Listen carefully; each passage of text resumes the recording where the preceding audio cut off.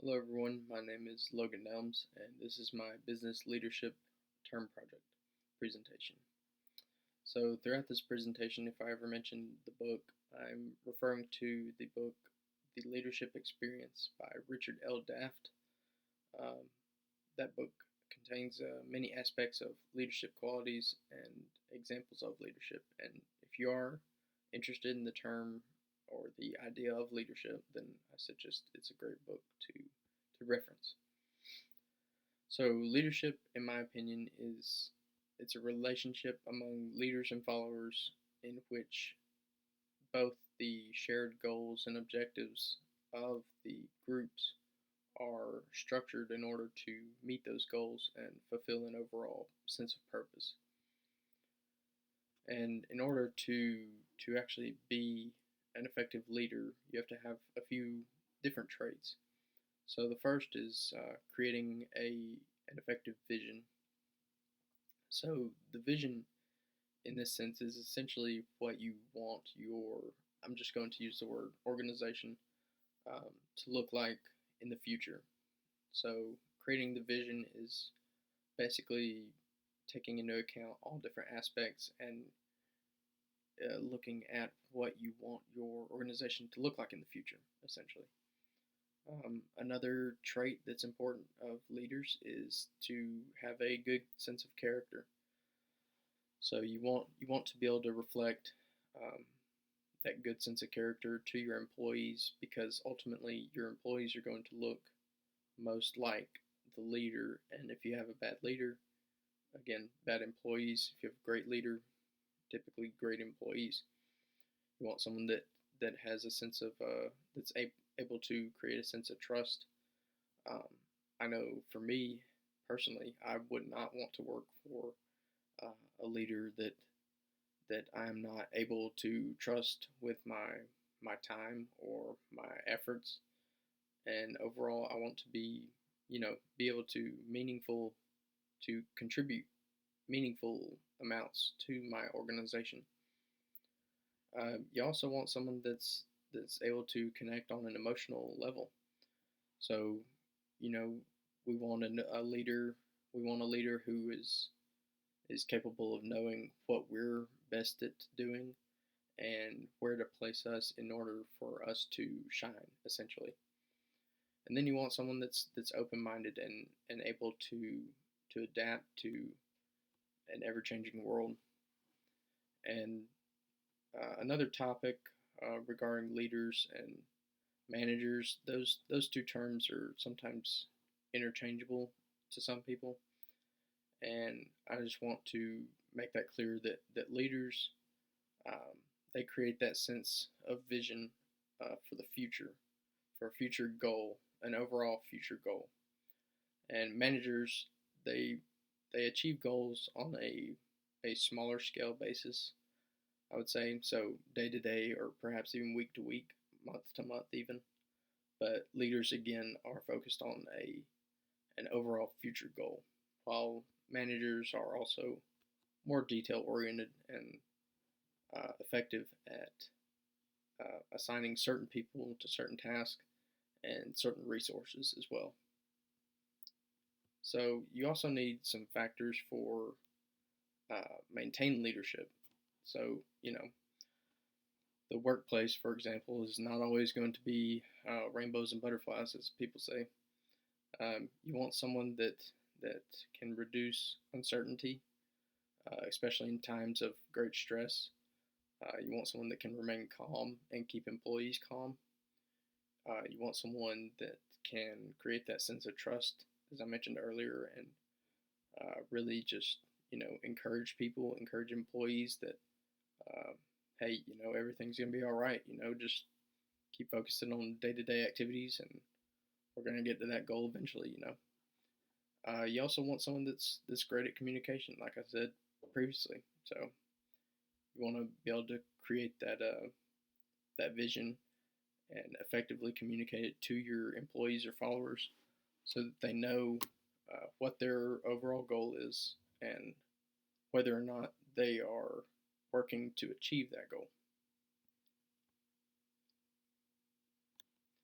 And another another important aspect of leadership is just creating a strategy. So combining that vision and then creating a strategy based on uh, ideas of synergy and creating value, as well as formulating a strategy that can effectively move your organization in the goal in which you want it to move in, to to create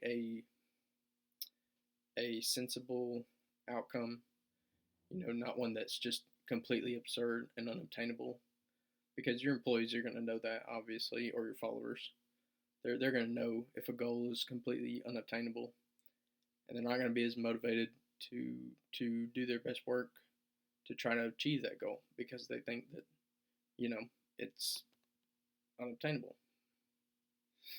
And overall, decisions of the leader can act as a almost a study guide to followers, as to how they should look on a daily basis and how they should try to perceive the future and how their efforts are going to affect the organization in order to create that overall vision. So the leader I've chosen to highlight in this presentation is Coach Nick Saban. He's the former University of Alabama football head coach.